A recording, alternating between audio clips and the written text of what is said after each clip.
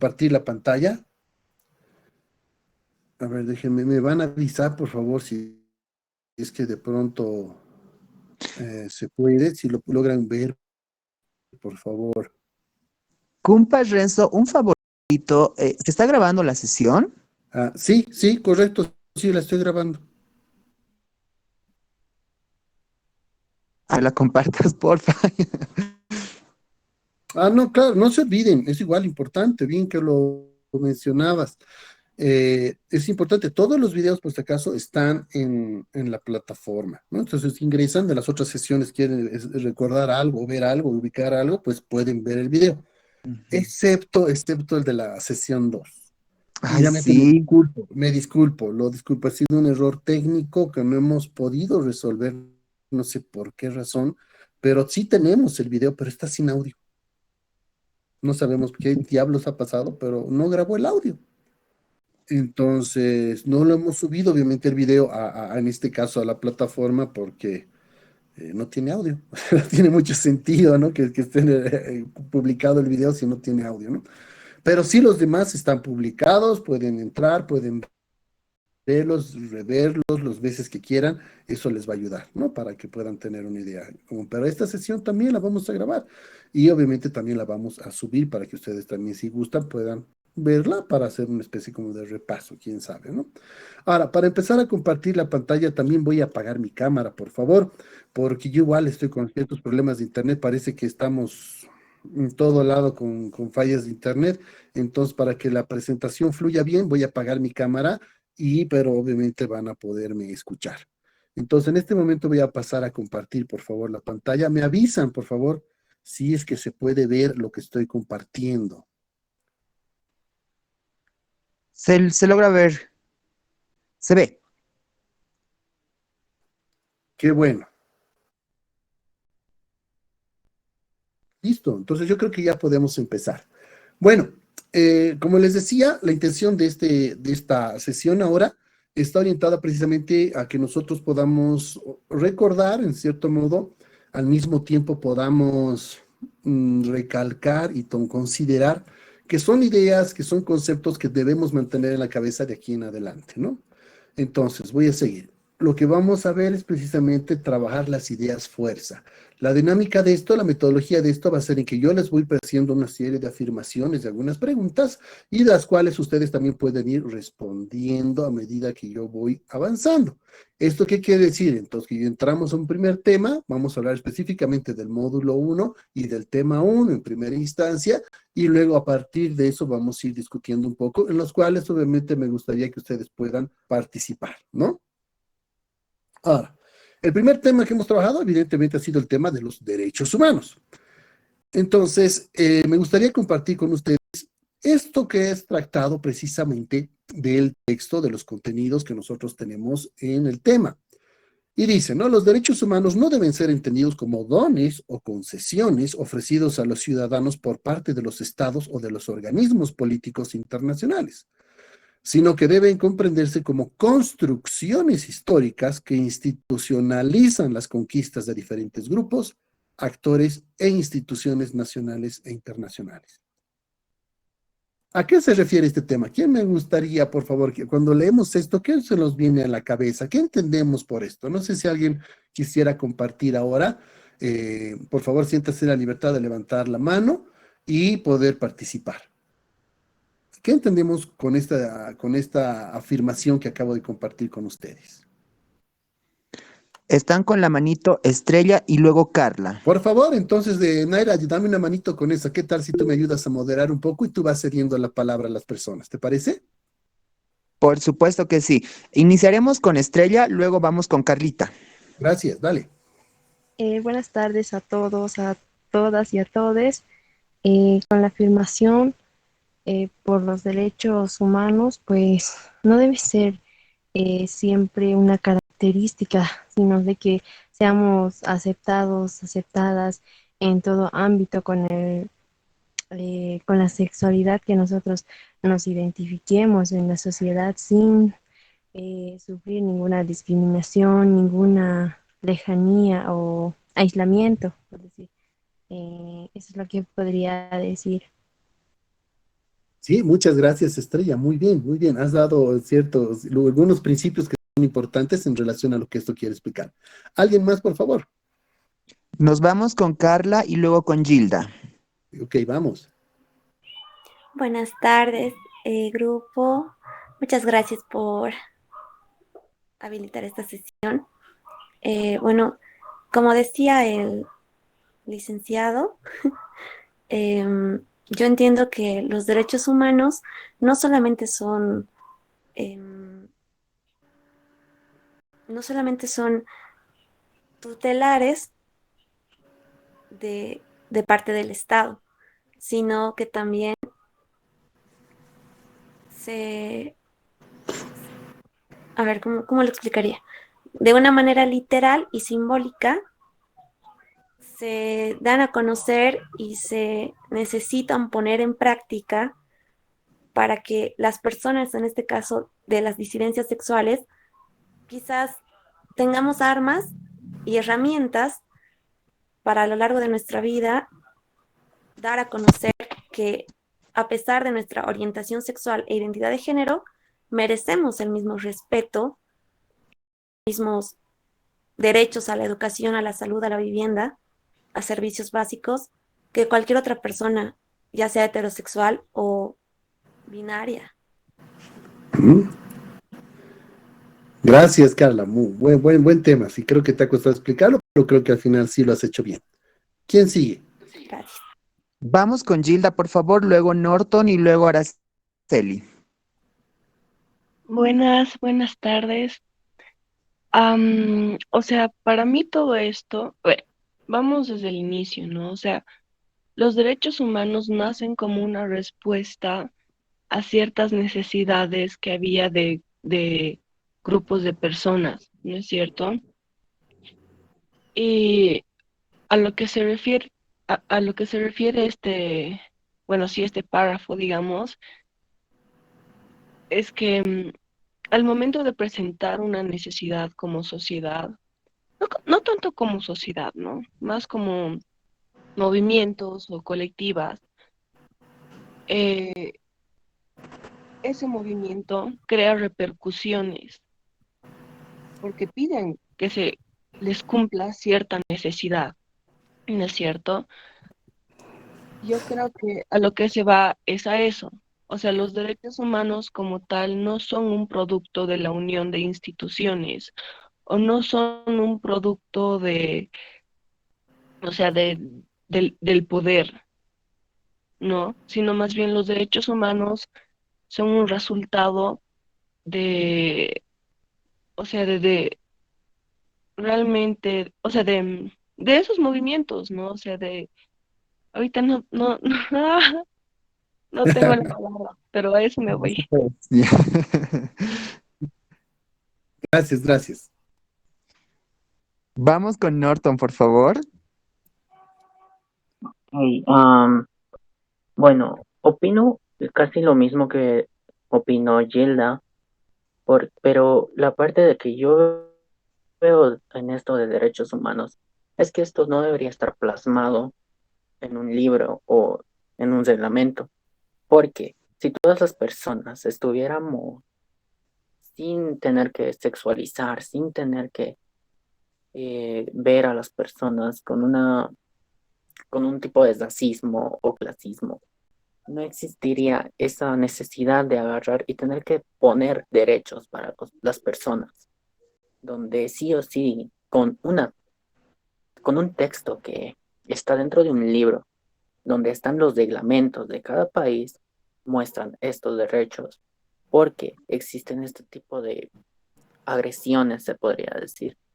Pero si no existieran estos tipos de agresiones, o sea, la vulnerabilización de su sexualidad, de su raza, o, u otros, pues no existirían estos tipos de derechos, porque si, como muestra en el mismo texto, se dice no deben ser entendidos como dones o concesiones ofrecidos a los ciudadanos, porque no necesitaríamos de eso. No sé si logran comprender a lo que voy. Gracias, Sí, Norton. Creo que sí, Norton, vamos por el mismo camino, vamos a ir construyendo esa idea un poco más. Ya, nos vamos con Araceli y luego con Sofía. Bueno, buenas tardes, Naira, y buenas tardes a todas, todos y todes. Eh, bueno, mi opinión sobre el tema que estamos dando a conocer es que tienes razón, ¿no? Que si los derechos no se hubieran hecho, ay, no, me estoy molestando, perdón. Los derechos están hechos para seguirse, ¿no? O para, se supone que tienen que protegernos, pero los derechos hoy en día están siendo muy vulnerados y perdonen por el ruido, estoy en la calle. Pero sí, están siendo muy vulnerados hoy en día los derechos, por más que hayan leyes, incluso, a ver, los temas más conocidos hoy en día son asesinatos, feminic- feminicidios, ¿no? En mayor parte. Ese tema tiene una cadena, o sea, tiene represalias, tiene consecuencias también en lo que es, o sea, es un tema muy debatido, pero aún se sigue haciendo. Igual con las personas es que todas, todos y todas tenemos derechos, pero son muy vulnerados y es un tema extenso a hablar que eso, eso sería. Gracias, hermana. Pasamos con Sofi y luego con Mauricio. Buenas tardes, perdón, ¿se me escucha? Sí, se te escucha súper bien. Súper, muchas gracias. Considero que se refiere a que los derechos humanos no deben ser entendidos como dones o concesiones, porque los derechos humanos son inherentes al ser humano por el simple hecho de ser humano. No tienes que hacer algo para merecerte tus derechos o ganártelos. Sin importar tu foro o privilegio, tú tienes derechos. Y en cuanto a las construcciones históricas, creo que el mejor ejemplo sería el tema del voto femenino, porque las sufragistas básicamente se volvieron parte de la historia del feminismo, y el voto hoy en día constituye un derecho humano, sin importar que seas mujer, indígena o cualquier persona. Eso sería, gracias. Gracias, hermana. Tal vez, Cumpa Lorenzo, ¿quieres agregar algo antes de pasar a Mauricio? Sí, mira, a Mauricio le vamos a dejar una tarea un poco más compleja, pero no te asustes, Mauricio. Pero en realidad todo lo que ustedes han dicho, sí, tiene una base muy, muy adecuada, basado en lo que nosotros vivimos, percibimos hoy en día. Pero en realidad no se olviden, y es algo que lo que acaba de mencionar precisamente Sofía, y decía, no tenemos que creer que la cuestión de que lo tener derechos es un tema de que tenemos que agradecerle al Estado o al gobierno que diga, ay, aquí, mira, en la Constitución decimos que tienes estos derechos. Y no se olviden que si ustedes revisan, por ejemplo, la Constitución, van a encontrar derechos fundamentales, habla de derechos, por ejemplo, para personas adultas mayores, habla de derechos de las personas con discapacidad, habla de los derechos de los trabajadores y van a encontrar un montón de derechos.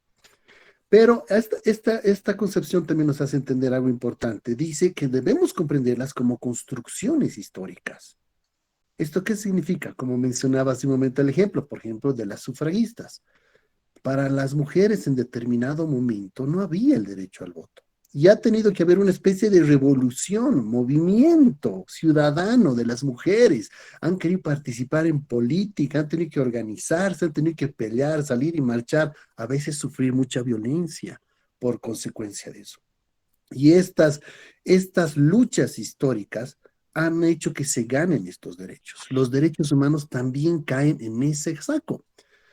No se olviden que la Declaración Universal de los Derechos Humanos se ha promulgado después de la Segunda Guerra Mundial, a consecuencia de la Segunda Guerra Mundial, y en específico a qué hecho, al tema del Holocausto. No se olviden que el Holocausto ha sido un evento terrible en nuestra historia como humanidad. Ha sido el momento en que realmente se ha demostrado que temas de prejuicios, temas de ideas equivocadas sobre superioridad de razas, ideas equivocadas sobre temas de religión. No se olviden que los que más eran buscados, y todos lo hemos visto hasta en películas, que a las personas judías, por el hecho de ser judíos, de una religión distinta, se los ha querido exterminar. Pero ahí no quedó la historia. No se olviden que en los campos de concentración no solamente estaban judíos, estaban testigos de Jehová, estaban socialistas, estaban los comunistas. O sea, ya estamos hablando de personas que tenían ideas políticas distintas. También estaban personas con discapacidad, personas que tenían algún tipo de enfermedad mental, igual los encerraban, igual los querían exterminar. Y obviamente también gente de la comunidad, gente con diversa orientación, con diversa identidad, han sido igual perseguidos y exterminados en estos centros, en estos famosos campos de concentración. Entonces, a partir de esa terrible situación, es que las Naciones Unidas igual han nacido y han dicho, oye, tenemos que organizarnos y por favor parar este tipo de situaciones tan atroces que las que hemos tenido que vivir en esa Segunda Guerra Mundial. A consecuencia de eso es que se saca la Declaración Universal de Derechos Humanos con el propósito de que toda persona merece una vida digna y un trato digno. Si ustedes leen la primera parte de la Declaración Universal de Derechos Humanos, lo primero que dice es que todos somos derechos, que tenemos los derechos porque merecemos una vida digna, porque merecemos un trato digno por ser seres humanos. Entonces, eso es lo interesante porque a partir de esa concepción donde muchas instituciones, o mejor dicho, muchos estados se han puesto de acuerdo y han dicho, ya nunca más vamos a permitir que estas atrocidades vuelvan a suceder, entonces es que estos derechos humanos se han puesto de acuerdo y por primera vez en la historia se han aplicado en todos los países en los que hemos estado de acuerdo, incluyendo Bolivia, obviamente, en su momento. Es por eso que esos derechos están en nuestro marco legal, es por eso que esos derechos están dentro de nuestra Constitución, solo que a nuestra Constitución le ponemos tal vez otros tipos de nombre, otro tipo de clasificación, no importa, pero esos derechos están. No se olviden, los derechos humanos es para generar vida digna, eso es muy importante. Y aquí es donde yo ya quiero entrar a tal vez a lanzarle un poquito la pelotita al Mauricio, que debe estar esperando para responder. En esta parte también dice, el Estado tiene la obligación de garantizar y tutelar los derechos humanos. Entonces, el Estado no es que nos da derechos, nosotros tenemos derechos por ser seres humanos, ¿no? Y gracias a la Declaración Universal de los Derechos Humanos, es que esos derechos están en nuestra Constitución y en todas las leyes, ¿no? Entonces, ¿a qué se refiere este término cuando decimos que el Estado tiene esta obligación de que nos tiene que garantizar estos derechos y que tiene que tutelar los derechos para todos nosotros? Mauricio, ¿qué opinas? Hola, hola, ¿me escuchan? Sí, claro, Sí, Mauricio, vale. Pues que el Estado, yo lo que entiendo es que el Estado tiene por obligación garantizar estos derechos porque obviamente todos los habitantes de cualquier república o a nivel mundial merecen una vida digna porque yo creo que las repúblicas están constituidas por humanos, ¿no? Por algo los derechos humanos. Pero más allá de eso, es que el Estado obviamente tiene que construir una sociedad, ¿cómo se diría? Ahí se me dio la palabra. Tiene que construir una sociedad donde todos tengan una vida digna, una vida feliz, alcancen sus propósitos y puedan, el bien común más que todo, el bien común. El Estado debe buscar el bien común para todos los miembros del Estado. Porque antes que ser cualquier cosa, homosexuales, indígenas, lo que sea, somos ciudadanos de este Estado. Y el Estado por eso mismo tiene que garantizar eso, porque el Estado no tiene que ver ni raza, ni color, ni orientación, nos tiene que ver como ciudadanos del Estado. Por eso tiene obligación de garantizarnos todos nuestros derechos. Gracias, Mauricio. Excelente, muy bien. La verdad es esa, como tú decías, ¿no? El Estado tiene esa obligación. Y tú lo planteabas bien. Siendo que los derechos humanos no son concesiones del Estado, en realidad los derechos humanos son compromisos que el Estado asume para que su gente, para que la población de un país tenga una vida digna. O sea, en realidad, ¿por qué tenemos gobierno? ¿Por qué tenemos Estado? Porque necesitamos que alguien sea responsable de que todos tengamos una vida digna. El propósito del Estado y el propósito de todo gobierno es generar vida digna a todas sus personas, a todas las personas que viven en ese territorio, en ese país. Si ustedes la piensan bien, a veces es difícil decir, ¿no? ¿Qué es vida digna? O sea, ¿cómo definimos qué es vida digna? O sea, ¿cuál es el trato digno? O sea, tendríamos ya aquí muchas diferencias, ¿no? Pero estoy seguro que en algunas cosas también vamos a coincidir. Por ejemplo, para tener una vida digna, pues necesito tener salud, ¿no? Por eso la salud es un derecho. Para tener una vida digna necesito pues tener alimentación o poder comer, ¿verdad? Necesito educación, necesito tener un trabajo digno, necesito tener acceso a información, ¿no? A oportunidad de educarme, ¿no? Y como pueden ver, todas esas condiciones que yo necesito para tener una vida digna son derechos, ¿no? Incluso hasta el agua ahora es un derecho. Incluso ahora estamos hablando de que el Internet, el acceso al Internet es un derecho. ¿Por qué? Porque eso nos garantiza una vida digna. Ahora, obvio, ojo, aquí hay algo importante. Si bien este es el propósito del Estado, sabemos que el Estado no necesariamente cumple para todos de forma igual, pues estos derechos. Hay derechos que son más fáciles tal vez de ejercer que otros, ¿no? No todos tenemos acceso a salud, por ejemplo, ¿no? No todos tenemos la oportunidad de hacer una carrera o entrar a la universidad, por ejemplo, ¿no? Entonces, esas diferencias son las que nosotros tenemos que pensar y poder recuperar y pelear el tema de derechos humanos. Esos son los propósitos de las personas que trabajamos en pro de la promoción de los derechos humanos. Que estas diferencias que hay entre, no va a ser lo mismo una persona que les digo que tiene la posibilidad de ir a un colegio privado y luego meterse a otra universidad y tal vez hacer un posgrado, que una persona que tiene algún tipo de discapacidad, por ejemplo, una persona que no ve, que sea no vidente, tiene esa misma posibilidad, ¿no? Entonces, esas diferencias que hay entre a veces sectores y que el Estado tiene que reparar, el Estado tiene que garantizar que esa persona también pueda acceder. El Estado tiene que tutelar estos derechos en el sentido de que tiene que generar normas, tiene que generar proyectos, tiene que generar hasta financiamiento necesario para que precisamente esta persona no vidente, por ejemplo, pueda acceder en igual de condiciones a todos los derechos como los demás. Entonces, esto es muy importante, esto por eso les decía, es la primera idea fuerza con cual tenemos que irnos y es muy importante recordar, los derechos humanos no son favores, no son concesiones, son cosas que nosotros siempre tenemos que demandar y exigir. ¿Y a quién tenemos que demandar y exigir? Al Estado, al gobierno. ¿Por qué? Porque el propósito del gobierno no es gobernarnos, el propósito del gobierno es generar condiciones de vida digna para todos. ¿Por qué? Porque el Estado está comprometido a cumplir con estos derechos, ¿no? Entonces, esa es la lógica que tenemos que entender, que tenemos que mantener, que tenemos que razonar si nos vamos a convertir en líderes precisamente en busca de una vida digna para todos. Y en este caso, precisamente para las personas o a la comunidad a la que pertenecemos, ¿no? Entonces, eso es muy importante en primera instancia, ¿no? Y ahí es donde también yo les invito un poquito a investigar un poco más en el sentido de que tenemos que tal vez leer un poco más sobre derechos humanos, entendamos cómo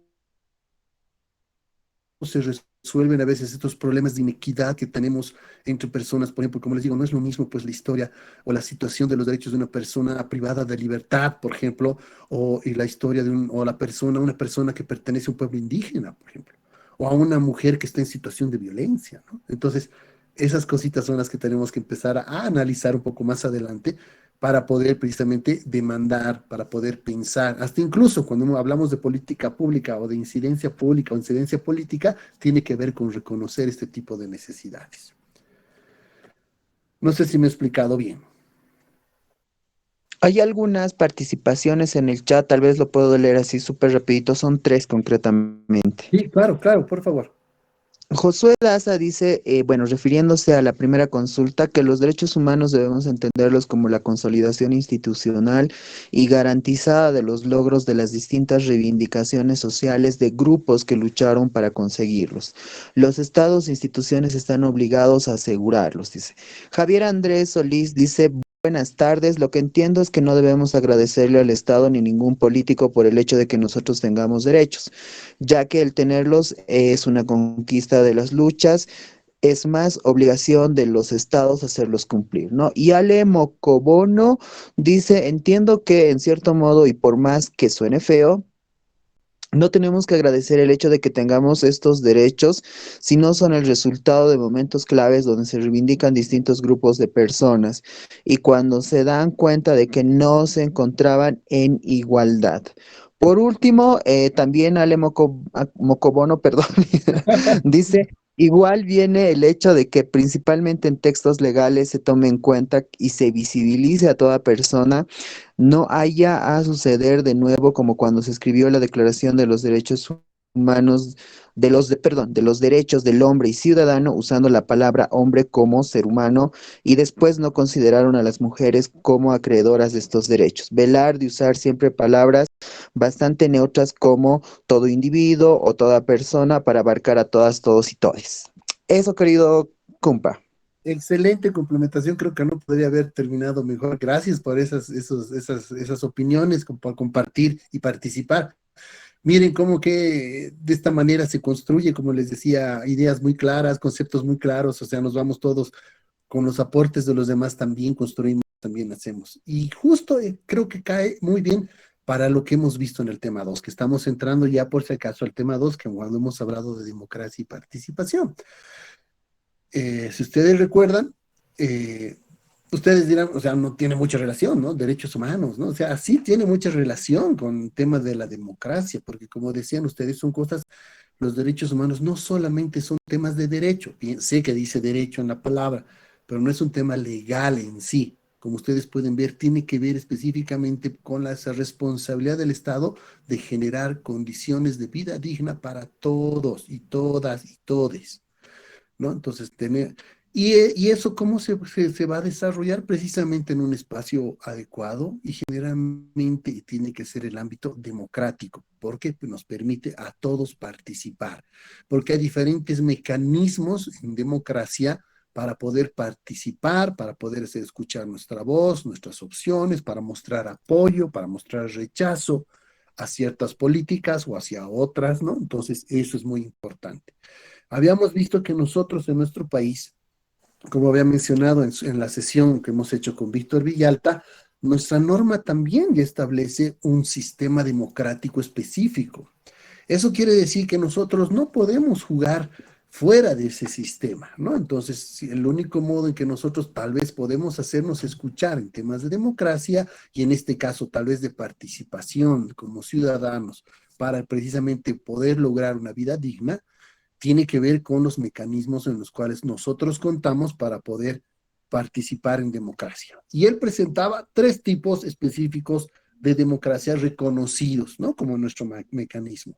El primero, que es la democracia representativa, la democracia participativa o directa también, directa o participativa, como se le llama, y por último, la democracia comunitaria. Aquí va mi pregunta a los participantes, a ver quién se anima a responder la primera. ¿Qué entendemos por democracia representativa? Pero más importante, ¿sí? ¿Cómo funciona? ¿Quién se anima a responder? Tengo 2 manitos levantadas, una es la de Raiza y luego estaría la de Norton y luego Jessica. Raiza, hermana, adelante, por favor.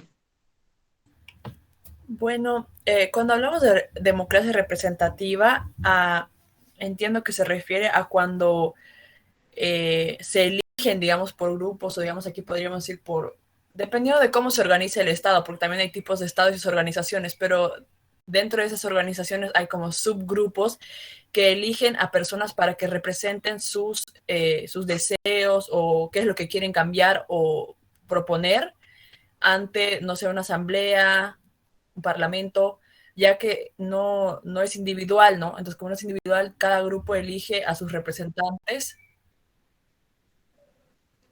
Ya. Correcto, Gracias, sí, hermana. muy bien, sí. Si me permites, por favor. Ay, perdón, el perrito está medio loco aquí. Ya, ahora sí, perdón. Sí, es que no sé cómo diablos se salen. Te juro que cerró la puerta. Bueno, Perdón por la distracción. Quería complementar eso. Es correcto lo que mencionaba, ¿no? En nuestro sistema, pero en específico, y este sistema representativo sí se aplica en casi todos los países del mundo, excepto aquellos que son dictadura, claro, ¿no? Pero en realidad consiste en que nosotros podemos elegir personas que nos representen, por eso se llama representativa, que nos representen en el gobierno, en ciertos poderes del Estado. Cuando nosotros vamos en elecciones a votar, acuérdense, votamos a veces votamos por un presidente o un alcalde, o también votamos por un diputado uninominal o por un concejal, ¿se acuerdan? Entonces, esos son nuestros representantes ante el gobierno, como parte del gobierno. Eso quiero que entiendan, ¿eh? Entonces, esa es la democracia representativa, mandamos representantes. Y esto es importante también repensarlo un poquito, porque muchos de nosotros decimos, pues, oye, ¿y ese representante que te representa supuestamente allá en la Asamblea Legislativa, realmente te representa? Esa es una pregunta que debemos hacernos todos, ¿no? A veces, no sé si ustedes, por ejemplo, conocen al diputado de su circunscripción uninominal, ¿saben quién es? ¿Saben qué nombre es? ¿Saben qué propuesta tenía? ¿Alguna vez han podido llegar a él y expresar su preocupación sobre un tema? ¿Conocen su postura de esa persona en relación al matrimonio igualitario? Entonces, ese tipo de cosas también, como les digo, es importante pensarlas como mecanismo, ¿no?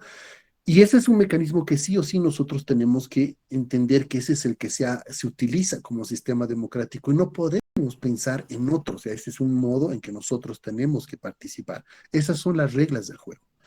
Entonces, si de pronto nosotros creemos que tenemos que llegar a tener un representante genuino, digamos, por así decirlo, no quiero tampoco caer en el cliché, pero de todas maneras, tenemos que entonces obligarnos pues a pensar en que nosotros como comunidad pues, tenemos que participar en política, tenemos que tener un candidato alguna vez para que realmente sea un representante. Esto se ha discutido mucho, ustedes han debido ver también que mucha gente hoy en día sigue diciendo, ¿cómo es posible que esas señoras de pollera estén ahí sentadas en el Parlamento? Deberían ser para gente proba, gente doctores con maestrías y cosas así. Pues no es tan así. Cuando hablamos de que una democracia tiene que ser representativa, pues tiene que representar al sector al que pertenece. Entonces, digamos, si yo soy indígena, pues la persona que me tiene que representar pues tiene que ser indígena. Por eso tiene que estar ahí sentado como indígena y con la ropa indígena porque me representa. Si yo soy del gremio de los choferes, entonces tiene que ser un chofer mi representante, no puede ser otro un X, ¿no ve? Entonces es importante ir pensando en estas otras cosas también, de también tratar de cambiar un poco y jugar con las reglas que tiene el sistema, pero también cambiar un poco esas ciertas lógicas que a veces no nos permiten participar plenamente, ¿no? Pero la representativa va en ese sentido. Nosotros elegimos representantes en específico. Para la persona que sigue, que ha levantado la mano, le hago la siguiente pregunta, por favor, Naira. ¿Qué es Claro la que sí. democracia participativa y cómo Ya. funciona? Estaría entonces Jessica y luego va Marión.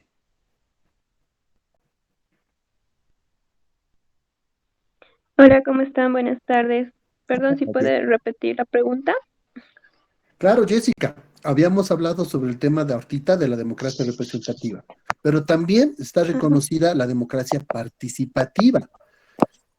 Y vos, quiero que te hago esa pregunta. ¿Qué es la democracia participativa y cómo funciona?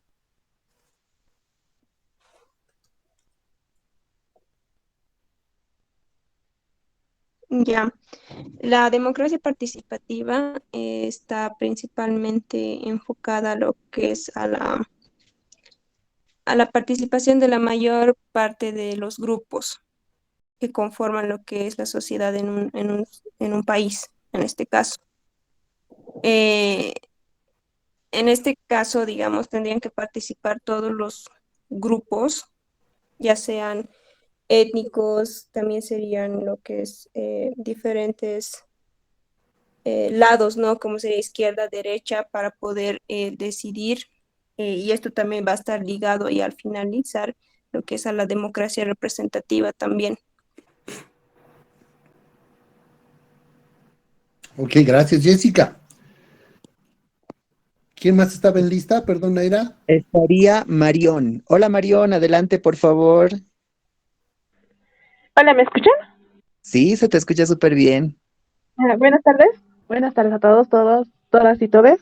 ¿Puedo dar un ejemplo ya de la democracia participativa? A ver, un ejemplo sería, a ver, las elecciones, otro sería el sufragio, que por decir, tal vez una diferencia entre la otra democracia sería que ya, por decir, en el otro ya es más representativo, ¿no? Y en aquí ya es que entran más personas, ya es no solo uno. Eso sería. Gracias. Gracias. Está bien, no se compliquen, chicos, con las ideas. Esta no es una evaluación donde voy a decir que algo está bien o está mal. No es el propósito. Mejor si logramos transformar estas ideas en algo cotidiano, en algo que realmente nos llevemos y nos sirva, ¿no? O sea, si no, léanse la ley y listo, ya. No hay ningún, esas son cosas, no necesitamos llevarnos algo, ¿no ve? Más Y concreto. tienen mucha razón en las dos, y están relacionadas, no podemos separarlas. Por ejemplo, cuando hablamos de participativa, se relaciona con el hecho de que ya no preguntan a tu representante sobre un tema, sino que te preguntan directamente a ti y tú puedes participar directamente. Por eso se llama democracia directa o participativa. Por ahí he visto que, creo que era Mauricio que ponía en el chat, no me acuerdo, tú me ayudas, Sí, Naira, que decía un ejemplo es es el ahorita, referendo. el referéndum. Y correcto, es el referéndum. Por ejemplo, en el referéndum preguntan directamente a cada uno de nosotros si estamos de acuerdo en algo. Por eso votas en el sí o en el no. O sea, ¿estoy de acuerdo o no estoy de acuerdo? Pero es una pregunta directamente a ti. O sea, no le preguntan a tu representante en la asamblea. ¿Será que la gente que a la que tú representas está de acuerdo? Entonces puede decir sí o puede decir no, pero puede estar equivocado. Entonces, por eso se llama directa y participativa, porque participamos nosotros de forma directa. Entonces la pregunta nos la hacen directamente a nosotros, ¿no? Y no solamente en el caso del referendo, ¿no?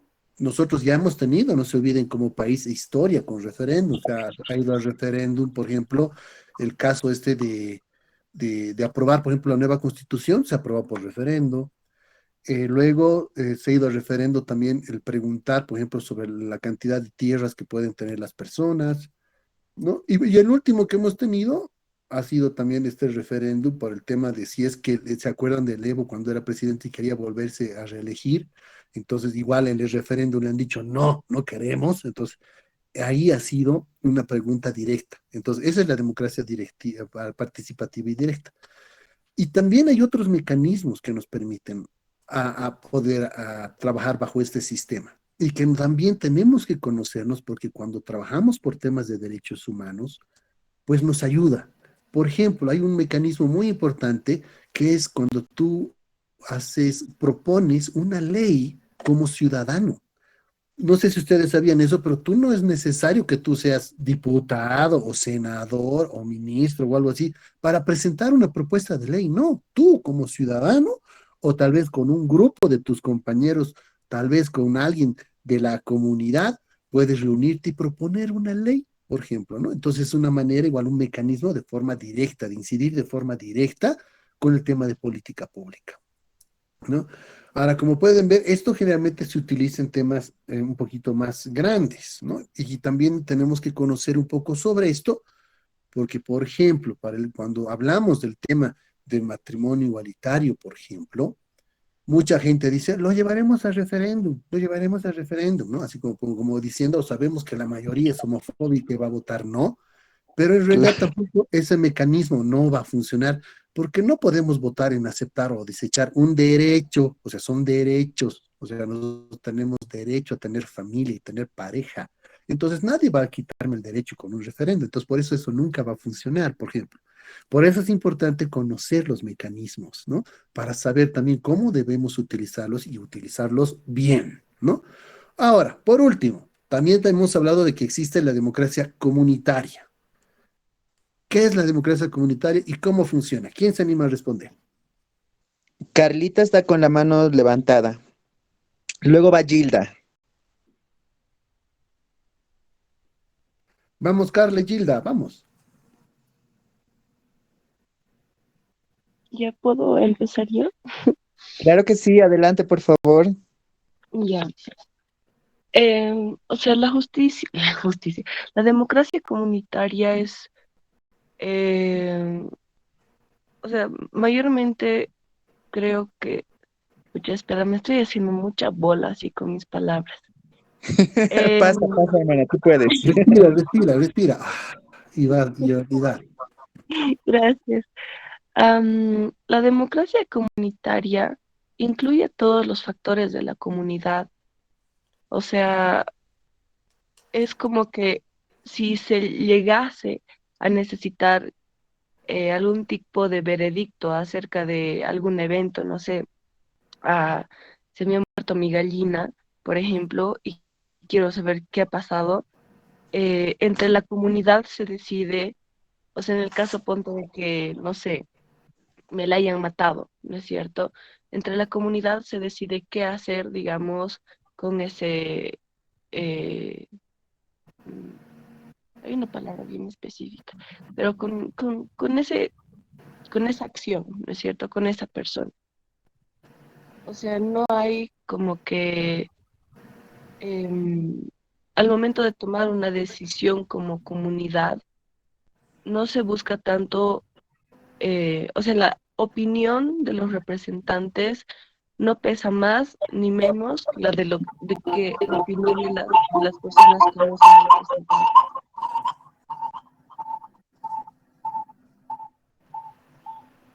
¿Aló? Luego ¿Escuchas? estaría Carla.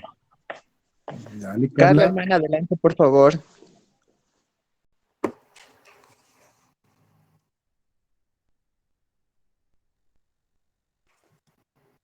Creo que está ordenando las ideas. Sí, parece. Bueno, Mauricio también está con la manita levantada. Bueno, perdón. Yo lo que he entendido de lo que era la participación comunitaria es que cada organización indígena, pueblo, tiene la forma de elegir su forma en cómo quiere ser representada políticamente. O sea, en cómo quiere expresarse políticamente. Cada uno tiene sus mecanismos y sus formas. Eso es lo que entiendo. Y tal vez por Sí. último, Dayana. Dayana, adelante, por favor. Buenas noches. Yo entendí, estas son las tres clases de democracia, que también está citado en la Constitución Política, en el artículo 11. La representativa es la que se elige a través de es la elección de representantes por el voto universal, secreto. La comunitaria por la designación, nominación de representantes por las normas y procedimientos ya sea de los pueblos, ¿no? De naciones, conforme a ley, y la directa que ya todos lo conocemos en el cabildo, referéndum, las asambleas, eso, ¿no? ¿Entendí?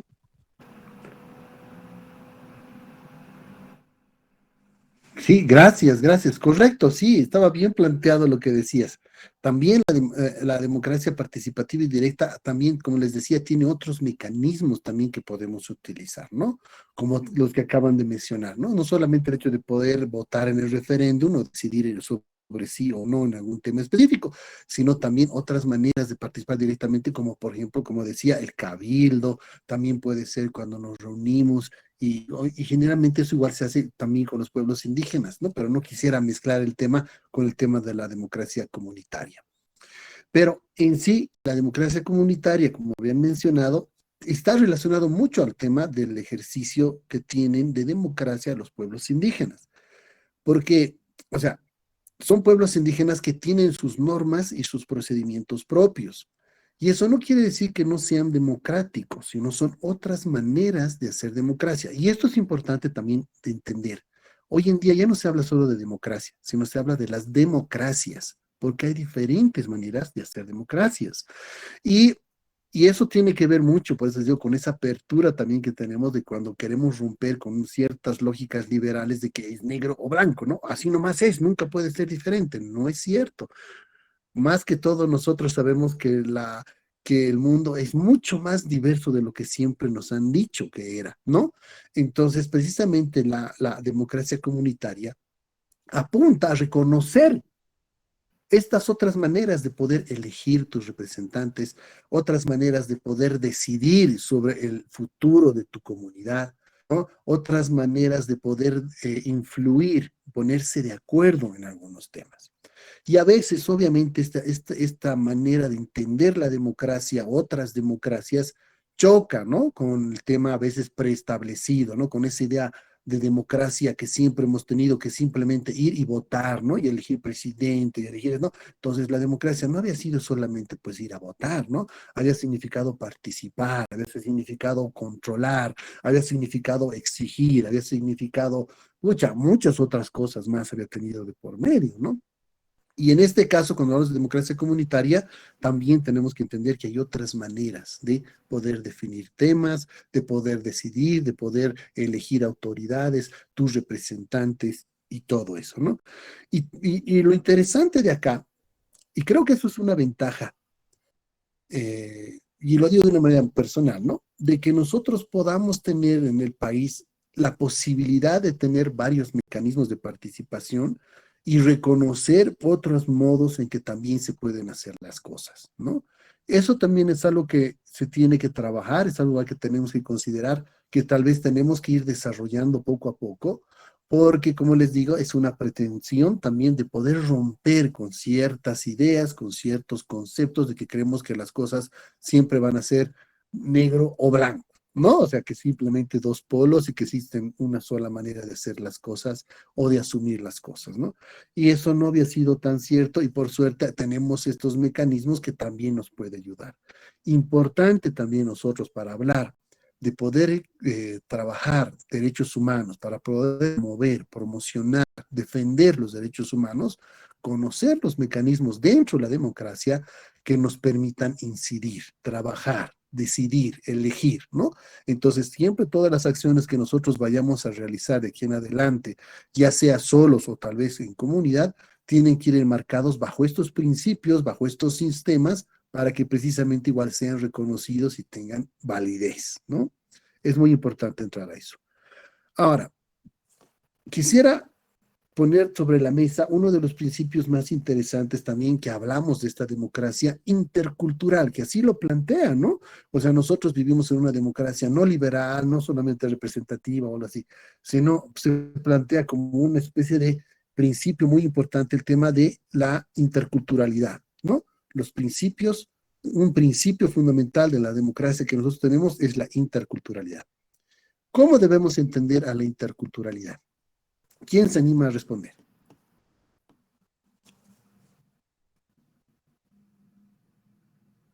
Dayana está con la manito levantada. Adelante, Dayana, por favor. Bueno, la interculturalidad yo la entiendo como también lo puedo relacionar con la pluralidad, que son las diversos pueblos que tenemos. Eso es lo que yo entiendo, ¿no? Correcto. Uno de los principales características es reconocer que incluso hasta en temas culturales no solo hay una opción, ¿no? La cultura es muy diversa también. El ser humano es diverso y por lo tanto la cultura va a ser diversa. Y estamos viendo también que para como la democracia no había sido tan solo una democracia, sino la democracia también tiende a ser diversa, ¿no? Entonces, este principio de la interculturalidad no solamente debe ser entendido con el hecho de que hay diversidad de culturas y debemos convivir con esas culturas de manera armónica. Yo desde mi cultura puedo aportar a los derechos humanos pueden aportar a mi cultura, ¿no? Desde mi cultura, desde lo que yo creo, desde lo que yo pienso, puedo aportar para que todos tengamos vida digna, para que todos tengamos el famoso vivir bien, o otras palabras que también le han puesto, ¿no? El vivir mejor, o tal vez el ñam de reto, y esas otras expresiones que han habido que están relacionadas con el tema de que podemos nosotros trabajar, ¿no? Entonces, entender el hecho de que tenemos una sociedad muy intercultural, sabemos nosotros bien que la sociedad es diversa, y para el colmo tenemos un punto de vista cultural igual muy variado, diferente, que hay diferentes maneras de elegir, diferentes maneras de decidir. Entonces es un principio muy importante que tenemos que tomar en cuenta para cuando queramos nosotros precisamente hablar y empezar a hablar de participación, ¿no? Entonces, ya entrando específicamente al tema de participación en este entorno de democracia y para el colmo de esta democracia intercultural que se lo plantea por el tema normativo, así lo plantea, es democracia intercultural. ¿Cuál creen ustedes? Esta es una pregunta igual para todo el grupo. ¿Cuál creen ustedes que sería la participación más adecuada, más pertinente para poder generar este tipo de impacto, para poder generar algún tipo de demanda hacia el Estado? ¿Quién se anima a responder? Está con la manito levantada, permítanme un ratito. Está Estrella. Estrella, adelante, por favor. ¿Se me escucha? Sí, se te escucha súper bien.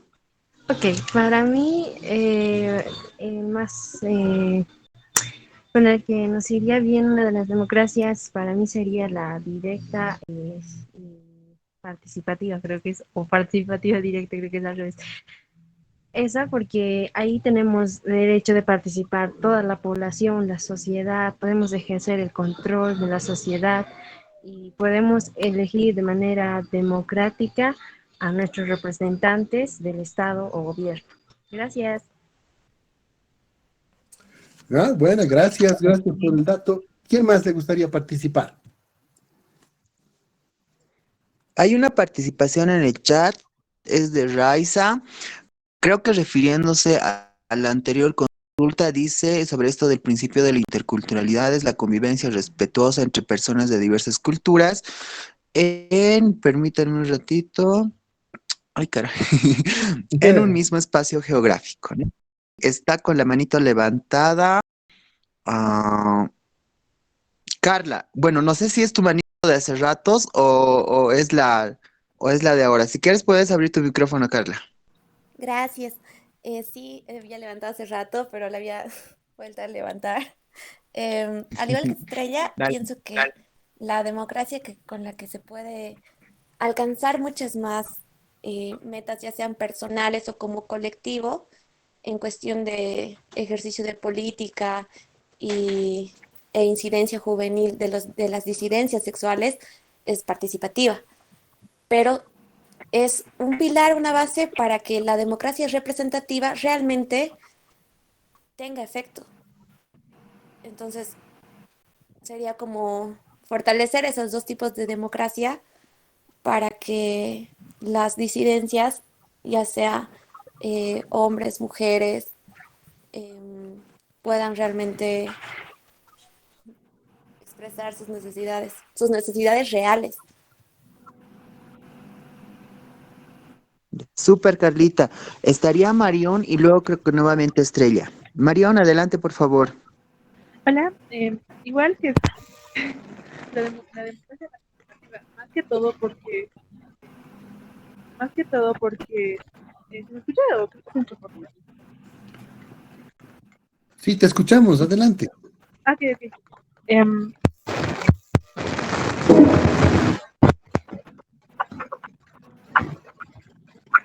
Ahora sí no escuchamos.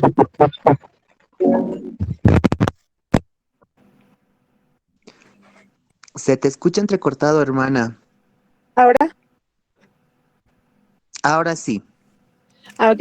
La democracia participativa, porque son, como dijeron anteriormente, que ya más personas pueden decir, ese es mi problema, tal problema, para escoger ya mejor, por decir.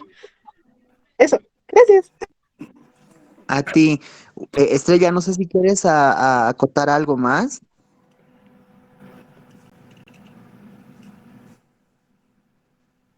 No, creo que no. Cumpa, adelante, por favor. Claro, y está bien lo que ustedes planteaban, en el sentido de que tal vez siempre se piensa que la directa participativa es la que puede permitirnos, digamos, a ciertos grupos a poder llegar de forma más directa, y eso es correcto, eso es correcto. Sin embargo, hay que también pensar, como si ustedes han podido revisar lo que se plantea en el contenido del tema 2, hay diferentes maneras también de participar dentro de un marco participativo de democracia directa y participativa. O sea, no importa en realidad si nosotros decidimos hacerlo tal vez por comunitaria o tal vez por directa participativa o por representativa. El propósito siempre va a ser buscar el tipo de impacto que nosotros queremos generar dentro de una participación. No se olviden que habíamos visto y se planteaba que hay diferentes formas de participación. Prácticamente se planteaban 4. La participación ciudadana, la participación política, la participación social y además la participación comunitaria. Entonces, en estos ámbitos también es muy importante pensar que si nosotros queremos hacer, por ejemplo, incidencia política en relación a que ciertas normas o ciertos derechos que nosotros necesitamos sean garantizados y se resuelvan ciertas desventajas o inequidades en relación a otros grupos, pues obviamente tenemos que pensar en cuál podría ser el mejor modo de llegar, ¿no? Por eso, si hablamos de que queremos, por ejemplo, incidir en alguna normativa, pues vamos a tener que pensar en hacer una participación política. Precisamente llegar a esa gente que ha sido elegida como representante, ¿ves? Estamos hablando de democracia representativa. Entonces, a ese representante, para que podamos incidir en él, para que ciertas modificaciones a la ley o para que haya una ley específica, yo qué sé, que pueda resolver estas diferencias entre un grupo y otro, por ejemplo, ¿no? Entonces, eso es muy importante también pensar de que si bien nosotros conocemos los mecanismos y sabemos que el directo y participativo pueda ser el más adecuado, tenemos que sopesar cuál es en realidad lo que queremos lograr, ¿no? Entonces, por eso le digo, si de pronto pensamos en un tema normativo, pues será una incidencia política.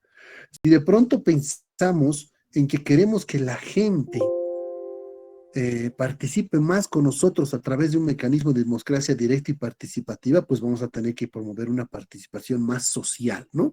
Convocamos a nuestros sectores comunes, convocamos a nuestros sectores afines, a nuestros aliados, a nuestros compañeros, para poder generar cierto movimiento social, ¿no? Entonces, eso igual es importante que ustedes vayan considerando, ¿no? Entonces, participar en democracia no se limita tampoco, ojo, al hecho de ir y votar. No se limita al hecho de poder presentar una propuesta de ley, ¿no? O no significa simplemente ir y participar tal vez de un cabildo, o participar de una sesión, o participar de una reunión. No. Significa también movilizar, tener capacidad de movilizarnos, tener capacidad de poder organizarnos, tener capacidad de incluso ver a qué nivel tenemos que llegar primero. Si es primero llegar tal vez a la comunidad, llegaré primero a mi barrio, llegaré primero a mi zona, ¿no? O tal vez sea mejor de una vez ir directamente, ir y molestar a los diputados, ir a molestar directo a los senadores, o tal vez no, o tal vez habría que pensar que es mejor reunir a la gente y entre nosotros poder resolver el tema, ¿no? Entonces son temas importantes que tienen que ir pensando y que también se explica, no se olviden, este temita es importante, que también se explica en el tema 2 en el cual nos hemos estado revisando más adelante. Volviendo al tema de derechos y entrando tal vez ya al siguiente tema, que precisamente lo han trabajado con Naira, es el tema de los derechos sexuales y los derechos reproductivos. Creo que este tema, ya basado en lo que nosotros hemos hablado, de que es el propósito de tener derechos, el hecho de tener derechos, es precisamente buscar una vida digna, ¿correcto? Y no importa qué derechos sean, o sea, pueden ser laborales, pueden ser individuales, pueden ser colectivos, pueden ser sociales, pueden ser culturales, pueden ser civiles, pueden ser políticos. Toda esa gama terrible de derechos parece mucho, pero son los derechos que actualmente nosotros tenemos y en los cuales debemos demandar y exigir. Pero es importante precisamente en el tema, hablando de derechos de toda la comunidad LGBTQ+, es precisamente estos dos derechos que precisamente tienen que ser como que uno de los principales argumentos para poder generar incidencia y participación política. Y esta va mi pregunta también nuevamente para todos ustedes. En el tema de los derechos sexuales, habíamos visto que se planteaban los mismos contenidos un decálogo sobre este tipo de derechos.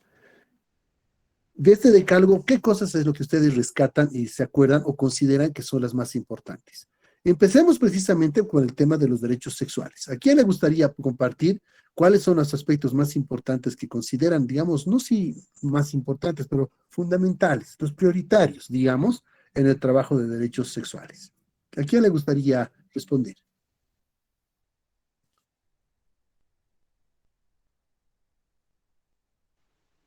Está Bueno, Estrella. Estrella, ¿quieres participar? Iblin, adelante, por favor.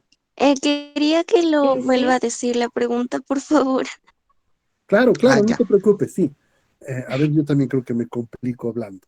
Voy a tratar de hacerlo sencillo. Me pasa. Eh, exacto.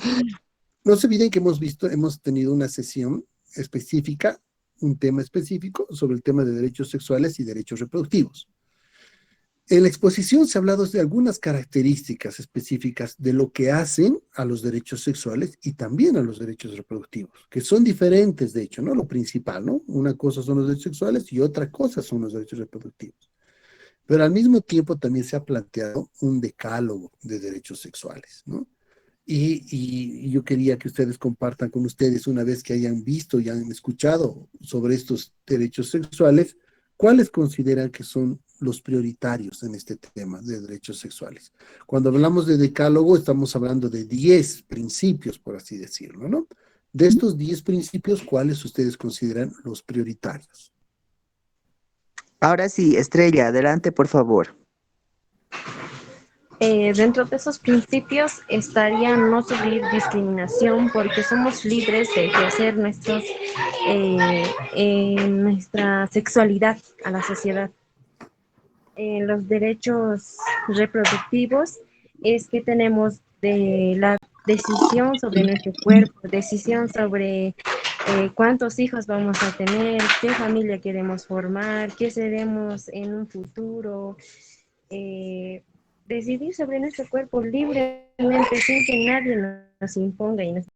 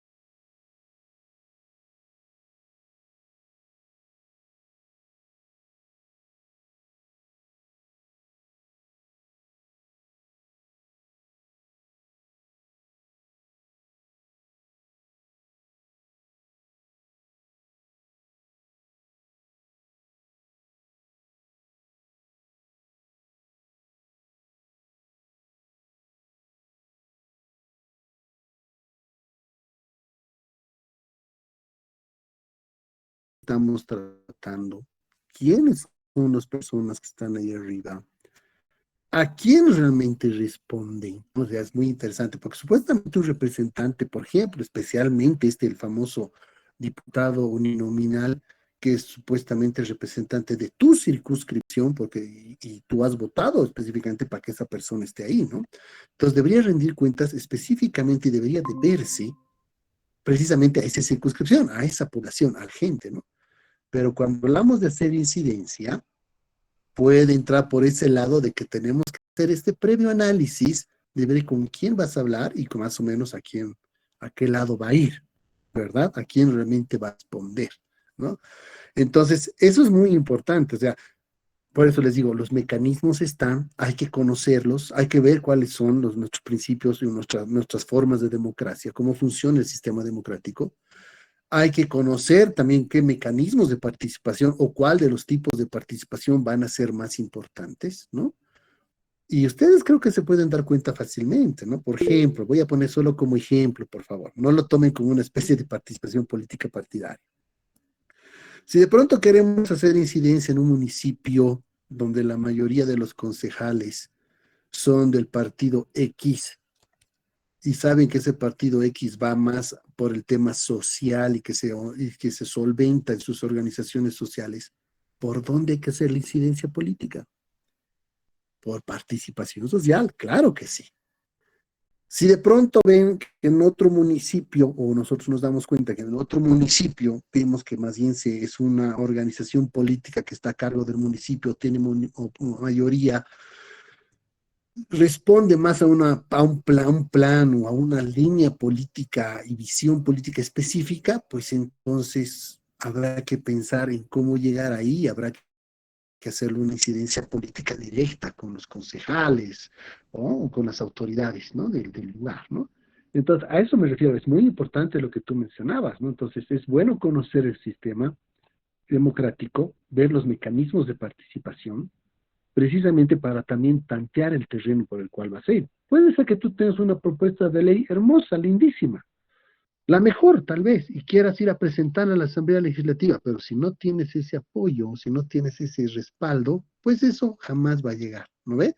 Entonces son cosas que parecen un poco obvias, lo admito, pero que sí son principios que sí o sí tenemos que considerar en su momento para precisamente generar un tipo de incidencia, ¿no?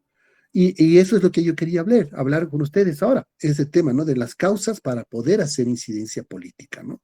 Entonces, si se requiere desarrollar incidencia política, ¿cómo y como causas tenemos que pensar cuáles serían las más adecuadas y cuáles serían esas causas en relación a un problema? Y eso al mismo tiempo relacionarlo con este análisis y con un plan que se puede desarrollar. Entonces, como pueden ver en la diapositiva que les estoy presentando en este momento, habla específicamente de cómo nosotros podemos hacer un plan para poder desarrollar cierto tipo de incidencia política. Aquí yo les estoy mostrando solamente 5 puntos que considero son los más importantes, los más interesantes, porque obviamente en el documento base del tema, o sea, en los contenidos del tema, van a poder encontrar que son más, no solamente son estos, ¿no? Pero los otros son tal vez un poco secundarios a mi modo de ver. En este caso estoy planteando importantes temas que nosotros deberíamos considerar o estos pasos importantes para poder desarrollar un plan de incidencia. Y en relación a esta propuesta que les presento de estos 5 puntos, les paso la siguiente pregunta. ¿En cuál de estos 5 puntos ustedes consideran que hay que tomar más tiempo y más reflexión para poder generar un buen plan? O sea, de estos 5 puntos que les muestro que son, digamos, los pasos para hacer un plan, ¿cuál de estos 5 pasos ustedes consideran que debería ser trabajado con mayor cuidado, con mayor tiempo y por qué? ¿Quién puede responder? Tenemos a Norton con la manito levantada. Norton, adelante, por favor. Bueno, en lo personal yo pienso que el punto que deberíamos de plantearnos de forma más clara sería el punto 5, porque tendríamos que ver las estrategias para poder identificar a un público hacia el que nos vamos a enfocar. También tenemos que ver una estrategia y tácticas para poder hacer lo que sería el asunto de la incidencia y también poder llegar a tomar los datos y evidencias. Luego, como último, podríamos seguir los siguientes pasos, que sería la toma de decisiones, identificación del público y recién seguir hacia los datos, evidencias y asuntos de incidencia. Gracias, Norto. Interesante la propuesta, pero también cierta. Como ustedes pueden ver, nosotros igual tenemos esa idea de que todo tenemos que hacer. El paso dice 1, entonces hago el 1. El paso dice 2, entonces hago el 2. Somos sistemáticos en este tema, ¿no? Creemos que tenemos que seguir cierto orden. Pero lo que plantea Norton es cierto. A veces es bueno empezar tal vez con otros temas, pero no olvidarse de los pasos, pero sí empezar por lo que nosotros sea más factible desarrollar primero nuestro potencial en lo que somos más fuertes en lograr, ¿no? Por ejemplo, ¿no? Entonces, si de pronto nosotros tenemos una movilidad, una movilización de gente o de recursos más orientado a generar toma de decisiones importantes, pues a ese será nuestro fuerte, pues en base a eso podemos trabajar, ¿no? Si de pronto igual es importante, nosotros tenemos como una especie de habilidad el hecho de trabajar más con identificación del público, con las bases, con la gente, con la sociedad, con los grupos, con los aliados, pues ese también puede ser el momento de empezar, ¿no? Que lo demás también son cosas importantes, ingredientes importantísimos para lograr una buena incidencia, pues claro, pero no es necesariamente obligado cumplir con estos pasos, ¿no? O sea, es como cuando se dice en matemáticas, ¿no? El orden de factores no va a afectar el resultado. Aquí podríamos aplicar también esa analogía. ¿Alguien más me gustaría que pueda participar también? Raiza creo que está con las manos, con la manito levantada. Raiza, ¿tú qué opinas? Luego hay Sí, algunos comentarios en el chat igual que quisiera compartir. Raiza, adelante, por favor. bueno, yo me pareció también interesante lo que compartió el compañero porque había algunas cosas que yo pensaba que tal vez deberían ir antes, pero respondiendo a la pregunta específicamente, creo que sería datos y evidencias, porque recuerdo que en las anteriores clases hablaban como que cuando presentas un proyecto y no tienes suficiente datos y evidencia recolectada, a veces lo rechazan, ¿no? Y por otro lado, siento que tal vez debería ir, me parece bien el orden de más o menos, digamos, creo que tal vez sería importante identificar el público en segundo lugar después de ver el asunto de incidencia, ¿no? Porque tomar decisiones sin haber identificado tu público meta sería, creo que tal vez un tiro al vacío. Sí, Raiza, tienes mucha razón. Y de hecho eso está muy relacionado. Por ejemplo, igual los datos y evidencias que tú consigas no necesariamente son aplicables a todas las poblaciones. Por ejemplo, a todo el público. No es lo mismo trabajar con datos y evidencias con gente, digamos, que son diputados, y trabajar esos mismos datos y evidencias con gente técnica del ministerio, por ejemplo. No es lo mismo, ¿no? Entonces hay que saber incluso qué tipo de información y de datos van a utilizarse más para un público o para otro. No te estoy diciendo que ocultemos información o que vamos a manipular información, claro que no, ese no es lo mismo, ¿no? Pero incluso el modo en que se presenta la información a diferentes públicos es muy importante, ¿no? Y además el hecho de poder pensar en el público, en cuál podría ser un público más importante que otros, o sea, no quisiera priorizar, no quiero decir que hay gente más importante que otros, no, sino en ese marco de estrategia, de táctica, tal vez sea mejor primero acercarnos a un primer grupo, a una población en específica, por ejemplo, algunos aliados que puedan generar apoyos con ciertos datos y evidencias para que luego se puedan conseguir mejores o desarrollar más datos o tal vez datos más científicos, tal vez datos más cuantitativos, no sé, para poder llegar luego a otra población o a otro público que también es importante, por ejemplo, a un público que ya puede tomar decisiones, que puedes incidir, ¿no? porque no se olviden que la ruta es siempre un poco compleja, ¿no? Entonces, hacer incidencia política es necesario primero contar un apoyo importante. Digamos, les voy a poner un ejemplo para que me pueda explicar mejor. Digamos que yo quiero que se apruebe que nadie tome Coca-Cola. Es un ejemplo nada más, ¿no? No me odien los que les gusta la Coca-Cola, a mí también me gusta. Entonces, de pronto, ¿a quién voy a acudir para que se prohíba la Coca-Cola? Porque tiene mucho azúcar y es culpable de muchas enfermedades, ¿no? Entonces voy a ir a buscar personas que más o menos, entidades que trabajen en temas de salud, por ejemplo, ¿no? Las personas que estén a favor, o mejor dicho, que tengan una campaña para las personas que viven con diabetes, por ejemplo, ¿no? O para personas que tienen problemas de, ¿qué te digo?, de colesterol o triglicéridos altos o cosas como esa, ¿no? Y con ellos voy con ciertos datos, ¿no? Ellos me ayudarán a fortalecer mis datos y evidencias para que luego yo vaya, digamos, a otra población, otro público importante que puede tomar decisiones, que puede ser, que te digo, el Ministerio de Salud. Entonces ya con estos datos y evidencias, yo ya puedo ir ya he pasado a un segundo público que es el de toma de decisiones. Y de ahí tal vez, que te digo, el viceministro dice, sí, tiene toda la razón, haremos la regulación respectiva. Por ejemplo, vamos a regular que ya no se venda, digamos, en los colegios, por ejemplo, como se ha hecho en otros países, por ejemplo. Entonces ya nos pasa a otro público, ya no se va a quedar ahí, vamos a tener que ir a hablar con el técnico experto, con el tipo de salud, ¿no? O sea, con el médico, con la dietista, con el nutricionista, ¿no? Entonces ahí los datos y evidencias van a tener que tener otro tipo de índole, otra calidad, ¿no? Entonces, como pueden ver, y obviamente eso tiene que pensarse también una estrategia de cómo presentar estos datos a toma de decisiones, una estrategia de cómo voy a presentar estos datos al ministerio, ¿no? Entonces, como pueden ver, es un tema un poquito complicado que no se limita, ¿no? Es un tema que tenemos que ser hábiles en realidad, de conocer estos planes, de conocer estos puntos, estos pasos importantes y irlos regulando, armando, manejando de acuerdo a lo que vamos progresando también. Porque esto no se va a acabar diciendo que ha llegado, digamos, al Ministerio de Salud y han dicho, sí, perfecto, ahí quedó. Vamos a asumir una política, una medida. No, esto va a continuar hasta que realmente se haga efectiva en terreno y vean ustedes realmente que hay un aviso, una circular, una normativa donde diga, señores del colegio tantos, prohibido vender Coca-Cola en las puertas del colegio, por ejemplo, ¿no?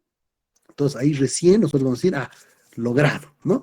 Y va en ese sentido, ¿no? Entonces es importante también cuando revisen ustedes los contenidos, cuando revisen el tema de este tema de participación y su relación sobre cómo se maneja este marco democrático, mecanismos, sistemas y cómo podemos llegar a trabajar, se van a dar cuenta que es un poquito más grande de lo que nosotros prevemos.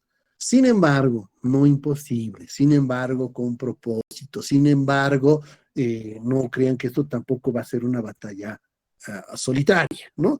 Siempre va a haber instituciones que trabajan en temas de derechos, en temas de poder superar estas inequidades, en temas de poder generar una vida digna para todos, todas y todes, ¿no? Entonces, eso también es importante pensar de con quiénes me voy a aliar, con quiénes puedo trabajar, quiénes me va a dar un respaldo, ¿no? Y eso es parte, ¿no? Como pueden ver, no es cuestión de decir plan 1, plan 2, paso 1, paso 2, paso 3, sí nos ayuda a organizar las ideas, a clarificarlas, a organizarlas, pero no siempre es lo único medio, o no crean que realmente cumplir los pasos del 1 de la A a la Z va a garantizar cierto éxito, ¿no? Requiere también cierta flexibilidad, requiere conocer contextos, requiere pensar en algunas otras cosas que también pueden influir en nuestro tema, ¿no? Eso vale la pena. Bueno, justo estamos terminando, creo, en hora. Uy, creo que es un récord para mí, yo generalmente siempre me extiendo. No sé si hasta acá tienen alguna pregunta, comentario que les gustaría hacer, por favor. Hay las siguientes participaciones en el chat.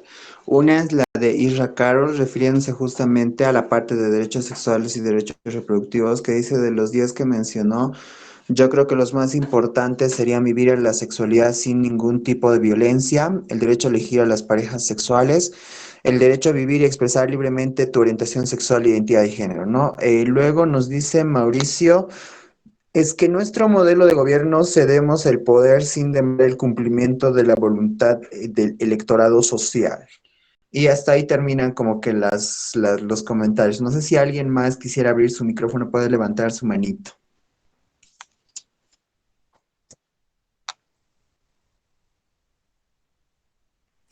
Mientras se animan, aprovecharé precisamente de comentarles este último paso de este proceso, que es, como les decía, el llenar la evaluación que está en nuestra aula virtual. Si ustedes se fijan, la evaluación es exactamente lo que hemos trabajado el día de hoy, ¿no? Pero no se asusten, tal vez algunas personas, como les decía, no han participado de esta sesión. Todo lo que está en la evaluación están en nuestros documentos, están en los contenidos de cada uno de los temas. No estamos preguntando nada que esté fuera de lo que se ha visto y trabajado dentro del aula virtual.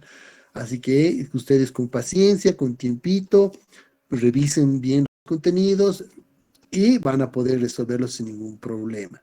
Dado en estas circunstancias, porque les decía, es importante que nosotros tengamos esta evaluación. No puedo creer que he escrito mal, le dice evaluación, ¿se han dado cuenta? Bueno, entonces, que la presenten, va a estar habilitada por si acaso hasta el día de mañana, domingo, hasta medianoche. Así que para que tengan tiempito, tal vez después de estar con la familia un rato, puedan sentarse en una cuestión de unos 20 minutitos y puedan trabajar, ¿no? Por favor, compartan esta información también con sus compañeras, compañeros y compañeros, los que no están principalmente en esta sesión, los que no han podido ingresar, para que tomen esta consideración, ¿no? Para que no se hagan pisar con el tiempo, por favor. Ahora sí, si alguien quisiera participar, por favor. Buenas noches, una consultita sobre la evaluación. Ay, perdón. Seguí, Daniela, por favor. Ya sobre la evaluación, yo lo acabo de dar hace unos segunditos y sale la opción de repetir y lo repetí. ¿Qué nota valdría? ¿Qué nota valdría que en la primera me saqué 9 y en la otra me saqué ya completé? Ya. Ah, no vale, pues has hecho con chanchullo mientras nosotros hablábamos. No era chanchulla. Solamente que más antes, o sea, dieron como una retroalimentación y ya yo más antes ya tenía mis apuntes. Perfecto, no hay problema, está bien. No te preocupes, se ha habilitado que ustedes pueden hacer la evaluación 2 veces, ¿no? Y la nota que queda es la más alta. Ah, ya, muchísimas gracias. Tal vez No vas agregar a copiar, Lorena, por favor. Tal vez agregar algo en lo que alguien se anima y antes de pasar también lo que es el formulario de asistencias, me parece importante también hacer mención en el tema de en la parte de derechos humanos, ¿no? Que si bien, digamos, hemos puntualizado en elementos que son supremamente importantes, pero también los derechos humanos hay que nomás pensarlos como este conjunto de instrumentos que le van a hacer y le van a poner límites justamente al poder del Estado. En este caso más concreto, a quienes detentan el poder, estamos hablando de los estamentos gubernamentales, ¿no? Entonces, justamente pensando en todo esto que ha pasado en la Segunda Guerra Mundial y todas estas barbaridades que se han cometido en contra de seres humanos, ¿no? Y con respecto de la democracia es lo propio, si bien tenemos 3 tipos de democracia, también está bueno visualizar un mundo en el que podamos hacer un equilibrio, ¿no? Y por ahí incluso pensar en vivir, ¿no? Y armonizar entre estas 3 democracias. Considero que por ahí, si bien la representativa, por ejemplo, es como que la más cuestionada, simplemente, bueno, específicamente por sus características y cómo se la practica actualmente, entonces, pero en algún momento se pueden establecer los mecanismos necesarios para que por ahí la democracia representativa sea realmente la democracia representativa, ¿no? Entonces, y ahí, por ejemplo, la democracia comunitaria, voy a partir de ahí, justamente te permite pensar todo esto en comunidad, ¿no? A través justamente de las propias formas de los pueblos indígenas originarios que están justamente reconocidos en lo que vendría a ser el Estado Plurinacional de Bolivia y cómo es que ésta se puede conjuncionar con la participativa y en algún momento visual un ideal de lo que vendría a ser la representativa. Entonces existe también como que una especie en armonía. Y como decía también la persona que nos estaba acompañando en esta sesión, si bien, digamos, no se fusionan entre ellas, pero existe un respeto, ¿no? Existe como una autonomía de cada tipo de democracia. Y pues en la parte de derechos sexuales y derechos reproductivos, por ejemplo, yo puedo rescatar de la parte de derechos sexuales, y creo que nadie lo ha mencionado, esto, por ejemplo, de la educación sexual integral, que es parte de los derechos sexuales, ¿no?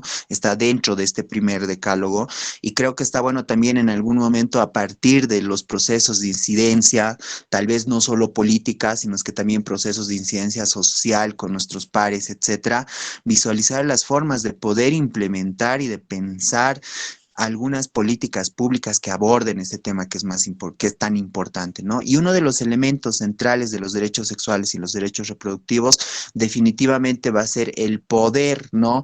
Trabajar sociedades libres de violencia, ¿no? En contra de personas que por ahí, por los prejuicios, estereotipos, tabúes, constructos sociales, se los ha idealizado y se los ha esquematizado dentro de determinados roles y categorías humanas, ¿no? Y se ha ejercido mucha violencia en contra de estas personas, tales como las mujeres, los pueblos indígenas originarios, las diversidades sexuales y de género, etcétera, etcétera. Pues estos derechos sexuales y estos derechos reproductivos también te dan la posibilidad de poder idear, ¿no? Espacios y sociedades libres de violencia con respecto de todas estas formas que se ejercen y que lamentablemente siguen siendo problemáticas al interior de nuestra sociedad. Nada, pues, cumpas, no sé si alguien tiene alguna consultita y ya con eso pasamos el formulario de asistencias y así estaríamos cerrando esta sesión.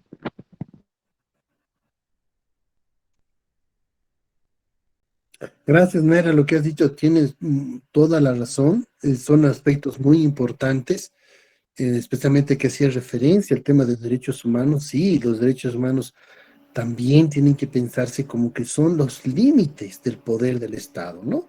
Por ejemplo, en el sentido de que nosotros, por ejemplo, tenemos el derecho a estar libres, a circular libremente y a la libertad, ¿no? Y creer lo que a nosotros nos parezca correcto. Tenemos libertad de pensamiento, tenemos libertad de religión y cosas como esa, ¿no?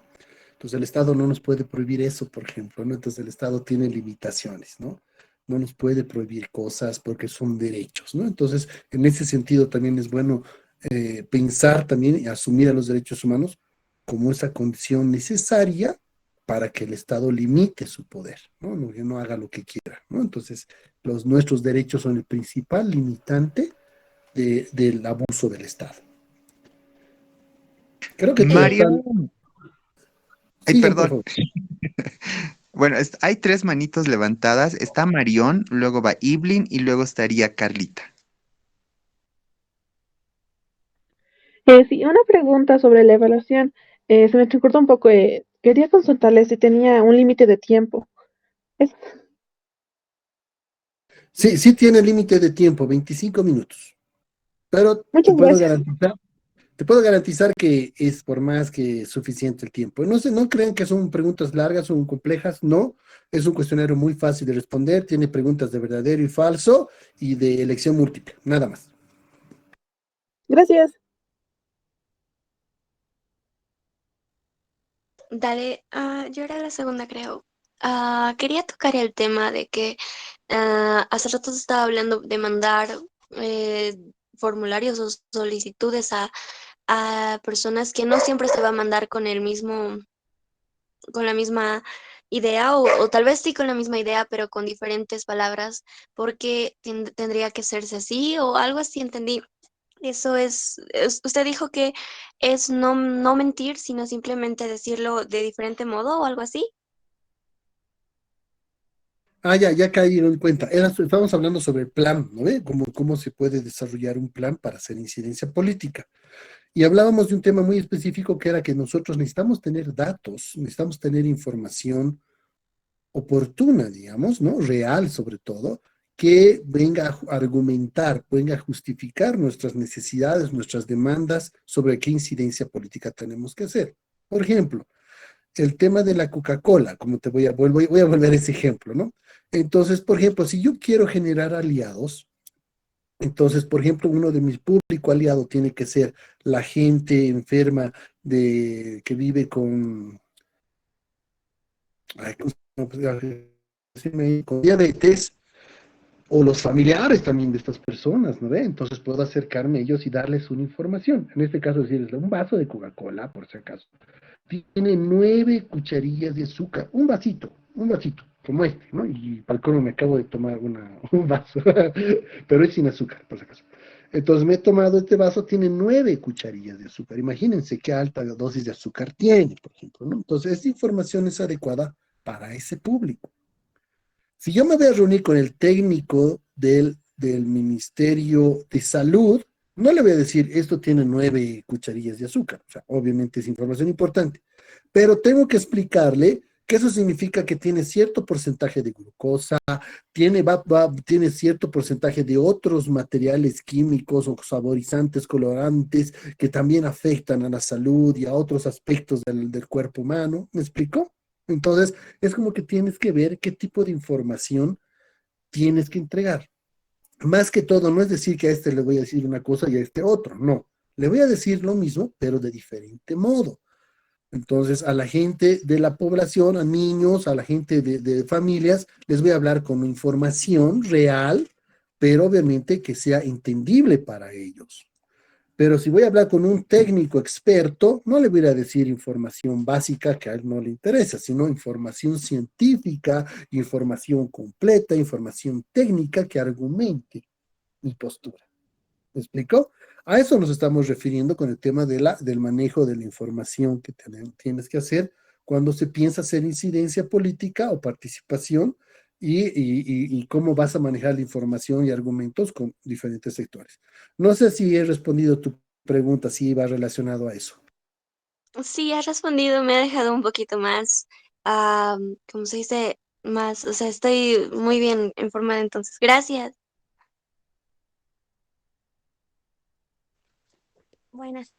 Buenas tardes, licenciado. En primer lugar, ahondar un poquito más en la última parte en la que usted mencionaba de los derechos humanos. Más que límites, me parece que serían como las garantías de las funciones del Estado para proteger la vida de las personas. La vida en el sentido de no el discurso conservatorio o mejor dicho, ese discurso conservador de decir eh, vamos a, vamos a traer muchas más vidas al mundo de las que en realidad podemos, a las que en realidad podemos cuidar, a las que en realidad podemos dar sus derechos de educación, de salud, sino proteger la vida de las personas, en este caso de las disidencias sexuales, sobre el ejercicio real de sus derechos sexuales y reproductivos en primer lugar, y también de sus derechos económicos y políticos. Entonces, por ejemplo, si es que la libertad de culto, que también es una libertad, transgrede la libertad de otra persona de su vida, de ejercer sus derechos sexuales y reproductivos, el Estado está ahí no como para respetar límites de derechos humanos y no hacer nada, sino precisamente para respetar límites de derechos humanos y manejar el tipo de información, como usted dice ahora, que se da a los niños, que se da a los ancianos, que se da a las personas adultas mayores, que se da a las madres, que es una versión totalmente misógina y patriarcal. Y en segundo lugar y por último, muchísimas gracias por esta sesión. Gracias, Carla, por la participación. Y sí, tienes mucha razón. Si bien también los derechos representan como el límite de poder del Estado hacia nosotros, sí, esa función del Estado de garantizar el ejercicio de los derechos también es primordial, ¿no? Es como tú mencionabas, ¿no? Y también puedo dar otros ejemplos como para que podamos ampliar un poco más este concepto. Si hablamos, por ejemplo, del tema de salud, ¿no? Sabemos que salud es un derecho, ¿no? Y el Estado está obligado a garantizar, garantizar que todos los bolivianos tengamos acceso a salud. Ahora, si bien no lo tenemos todos, como les había dicho, el Estado está obligado a generar todas estas políticas públicas, a buscar el financiamiento, para construir los hospitales, las postas médicas, contratar los médicos necesarios, formar médicos suficientes necesarios para que en todo el país tengamos acceso, ¿no? Entonces, sí es una de sus funciones de garantía, esa es una de las caras de la garantía, pero también tiene que ver, como tú decías, en estos otros aspectos, de que el Estado también es responsable de garantizar de que otras personas externas, pueden ser, no sé, hasta extranjeros o pueden ser otros grupos de la sociedad, transgredan o limiten los derechos de los demás, ¿no? Eso es cierto, ¿no? Entonces el Estado también en ese aspecto es responsable, por si acaso, ¿no? Es por eso que también cuando se hacen acciones en temas de defensa y promoción de derechos humanos, por ejemplo, les voy a dar el ejemplo de la Defensoría del Pueblo. La Defensoría del Pueblo nunca va a interceder o va a interpelar a personas de la sociedad, porque quien es responsable de garantizar los derechos es el Estado. Entonces, como Defensoría del Pueblo, siempre interpelamos al Estado. ¿Por qué? Porque le decimos, no estás haciendo nada con el tema de violencia, capacita a tus policías, ¿no? Dales más plata a los policías, ¿no? Abrí más oficinas, ¿no? Necesitamos profesionales en los SLIMs, necesitamos profesionales en las defensorías de la niñez. Tu alcalde, tu gobernador, o sea, no se olviden que esos son niveles de estados, ellos también son responsables, ¿no? Alcaldes, gobernadores, necesitamos que ustedes pónganse las pilas, hagan políticas de esto para los colegios, para las escuelas, más infraestructura, mejores profesores, ¿no? Entonces, ¿cómo se pueden dar? Esto es un tema de que todos los derechos tienen que ser garantizados por el Estado. De algún modo u otro, o sea, por eso les digo, las responsabilidades pueden ser varias, las acciones son varias, ¿no? Por eso les digo, desde conseguir plata para refaccionar las escuelas y tener profesores suficientes, hasta el hecho de que realmente las personas, que te digo, que viven lamentablemente con cáncer, pues tengan el acceso a hacerse un tratamiento especializado para ese tema, ¿no? Entonces, todas esas son temas de responsabilidad de Estado que tienen que ver con el tema de garantizar el ejercicio de derechos, ¿no? ¿Y por qué garantizan esos derechos? Porque todos merecemos una vida digna, todos merecemos un trato digno, ¿no? Entonces, en relación a eso es importante. Entonces, también el Estado, cuando ve que hay un grupo que está atentando contra los derechos de otro grupo, pues también es responsable de separar eso, ¿no? Y poner un freno y si es necesario, regularlo, sancionarlo, para que ese tipo de cosas no vuelvan a suceder, ¿no? A eso también implica el hecho de garantizar, ¿no? El ejercicio de nuestros derechos.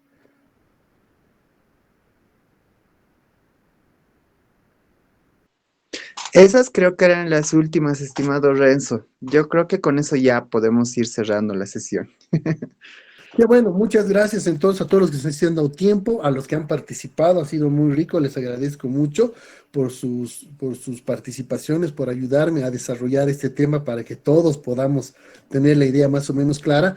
Y como les decía, ahora sí les invito a pasar al aula virtual, abran la evaluación, no se preocupen, son solo 10 preguntas muy sencillas, verdadero o falso, opción múltiple, que con esta sesión estoy seguro va a ser muy sencillo para ustedes poderlas responder. Así que les mando un fuerte abrazo a todos, todas y todes. Que tengan buen fin de semana. Hasta la próxima. Lo propio, Renzo. Igualmente, chicas, chicos, chiques, abracitos. Nos vemos mañana a la misma hora. Vamos a arrancar con el segundo módulo de este programa de formación. Chao, chao.